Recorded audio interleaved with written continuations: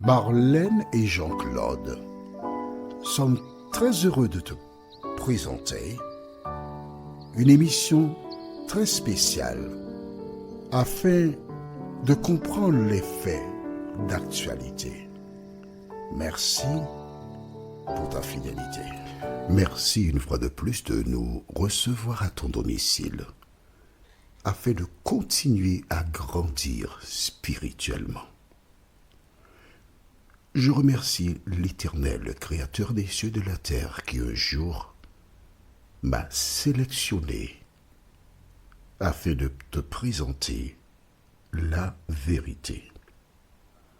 Le thème du jour est « Il a cloué ». De quoi s'agit-il? Nous aurons 3 références bibliques.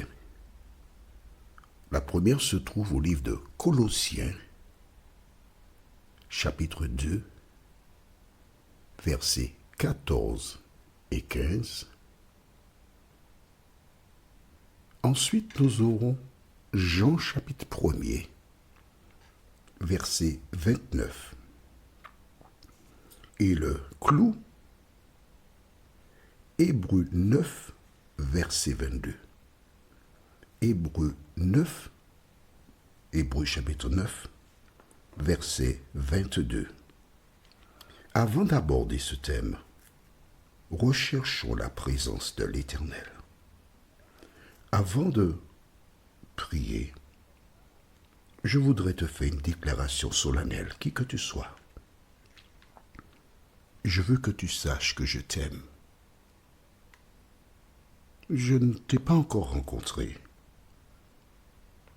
mais je veux que tu saches que je t'aime, et c'est par amour pour toi, vraiment, que je suis très ému alors que nous nous apprêtons à découvrir la vérité. Sans plus tarder, prions. Notre Seigneur et notre Dieu, merci.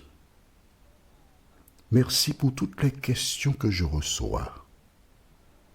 Saint-Esprit, merci pour toutes les réponses que tu me donnas pour tes enfants. En cet instant, les personnes sincères qui recherchent la vérité, merci de les visiter, de les éclairer, nous t'en prions. Au nom de Jésus et pour ta gloire éternelle. Amen. Prenons nos Bibles au livre de Colossiens, chapitre 2. Colossiens, chapitre 2.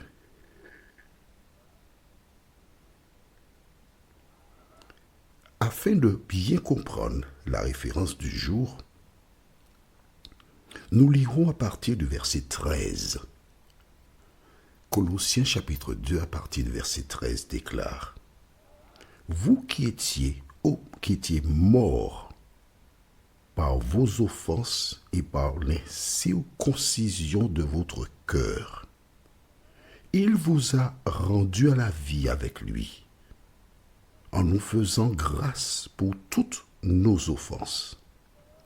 Vous qui étiez morts, donc, avant Jésus, tous les hommes étaient morts. » Verset 14. Il a effacé l'acte dont les ordonnances nous condamnaient et qui subsistait contre nous. Il l'a détruit en le clouant à la croix. Il a dépouillé les dominations et les autorités et les a livrées publiquement en spectacle, en triomphant d'elles par la croix. Nous retenons qu'il a cloué à la croix. Qu'a-t-il cloué à la croix? Note bien. Au verset 13, il dit « Vous qui étiez morts par vos offenses ». Nous étions morts par nos offenses ou encore par nos iniquités ou encore par nos péchés. Comment l'homme obtenait-il, l'homme avec le grand H, d'accord, le pardon de ses péchés? Allons dans Hébreux 9, le verset 22. Hébreux 9, tu as trouvé? Le verset 22 déclare: et presque tout d'après quoi?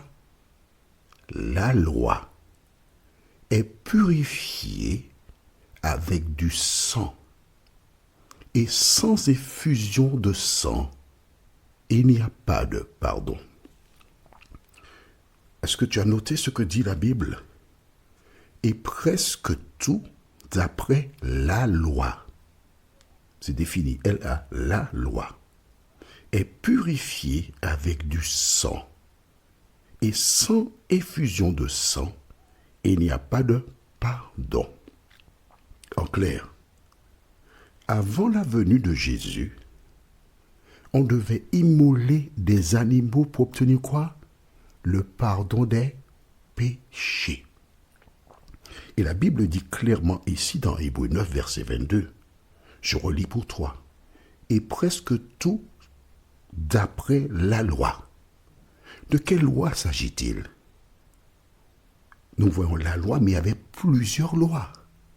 À travers les différentes émissions que nous avons eues concernant les fêtes de l'Éternel, et j'ai pris le temps pour t'expliquer. Tu as vu les nombreuses fêtes qu'il y avait où il était question de sacrifice d'animaux. C'est cette loi-là, la mort des animaux.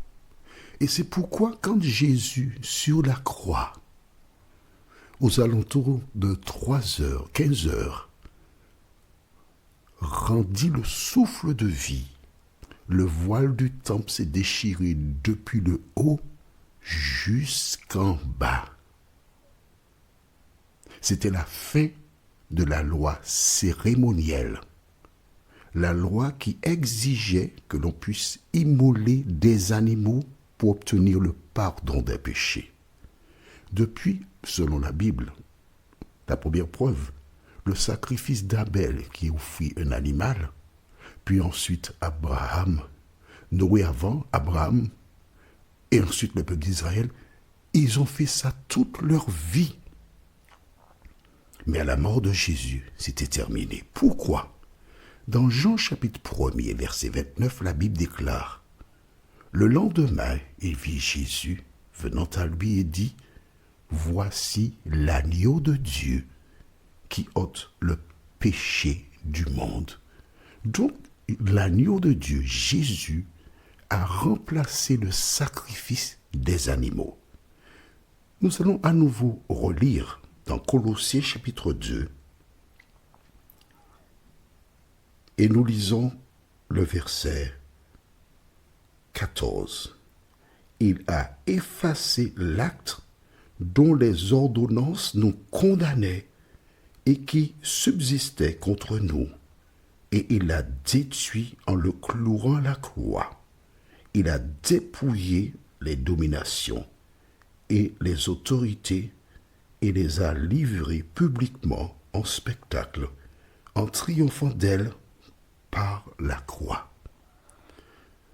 Il existe des lois. Mais la loi qui a été clouée à la croix, je me répète, c'est celle qui consistait à tuer les animaux pour obtenir le pardon des péchés.